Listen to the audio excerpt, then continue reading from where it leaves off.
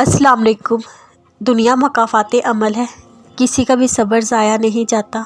यकीन रखिए, अल्लाह ना सिर्फ़ इस दुनिया में बल्कि आखिरत में भी आपके साथ की गई एक एक अज़ियत का बदला लेकर रहेगा, और बेशक वो बेहतरीन बदला लेने वाला है।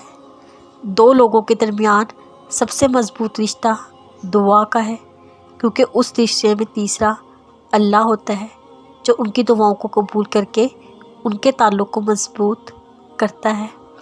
दुआ के वक्त आंखों में आंसू का भर आना कबूलियत की सबसे बड़ी दलील है।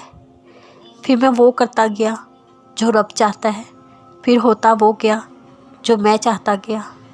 अल्लाह पर यकीन रखने वालों की आजमाइश अल्लाह पर यकीन ना रखने वाले बनते हैं, और जितना सुकून सजदे में है दुनिया के किसी कोने में नहीं।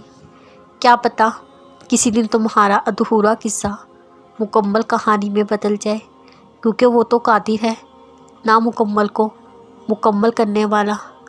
इस बार अल्लाह के हवाले करके देखो, लाजवाब ना हुए तो कहना ऐसा कुछ भी नहीं जो मिल ना सकता हो दुआओं से। मुकद्दर बदल दिए जाते हैं कुछ खामोश इल्तिजाओं से। मेरे लिए अल्लाह ही काफ़ी है। जब दुआ करो पूरे यकीन के साथ करो, ये सोचकर मेरा अल्लाह मुझे लाजमी देगा। और फिर अगर मगर ऐसा वैसा कुछ भी नहीं सोचो, अल्लाह से इसरार करो, बार बार कहो, ज़ोर देकर कहो, क्योंकि देने के लिए अल्लाह के लिए कोई भी चीज़ बड़ी नहीं। अल्लाह बच्चों की तरह मांगने वालों को बहुत पसंद करता है। हमारी नमाज की इब्तिदा भी दुआ और इख्तिताम भी दुआ।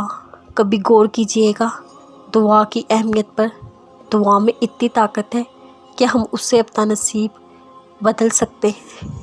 कुरान की इब्तिदाई सूरत में हमें दुआ सिखाई गई, यहाँ तक कि कुरान मुकम्मल भी दुआ पर होता है। ना उम्मीद कभी ना होना, क्योंकि अल्लाह के पास कुछ भी नामुमकिन नहीं। जब अल्लाह ने मौज़ा फरमाना हो तो वो दिल को दुआओं में उलझाए रखता है।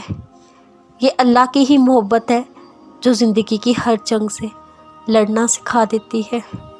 वो मेरे लिए नामुमकिन है, मेरे अल्लाह के लिए नहीं। मुझे इसलिए यकीन है अल्लाह मुझे ज़रूर देगा वो चीज़ के लिए मैंने दुआ की है। तुम कौन हो, क्या हो, अल्लाह के सिवा कोई नहीं जान सकता, तो फिर क्यों लोगों की बातों को तुमने दिल से लगा लिया।